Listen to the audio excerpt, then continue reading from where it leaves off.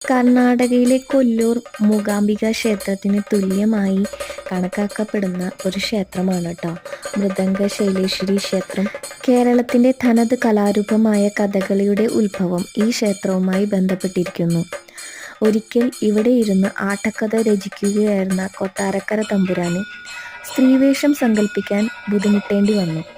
അദ്ദേഹം പരാശക്തിയോട് പ്രാർത്ഥിച്ച ആ സമയത്ത് ഭക്തവത്സലയായ ഭഗവതി ക്ഷേത്രക്കുളത്തിൽ നിന്നും ഒരു സ്ത്രീ രൂപത്തിൽ പ്രത്യക്ഷപ്പെട്ടു. അന്ന് ജഗദീശ്വരി കാണിച്ചു കൊടുത്ത ആ രൂപത്തിൽ നിന്നും പ്രചോദനമായാണ് തമ്പുരാൻ സ്ത്രീവേഷം രൂപം സൃഷ്ടിച്ചത്.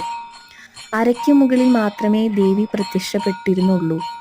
തന്മൂലം അരയ്ക്കു താഴെ ഏതു നിറത്തിലുള്ള വസ്ത്രമാണ് ധരിച്ചതെന്ന് അറിയാൻ തമ്പുരാന് സാധിച്ചില്ല. ഇതിൻ്റെ കുറവ് വെളുത്ത വസ്ത്രം വെച്ച് നികത്തിയെടുത്തു. ഇപ്പോഴും കഥകളിയിൽ ഇങ്ങനെയാണ് പതിവ്.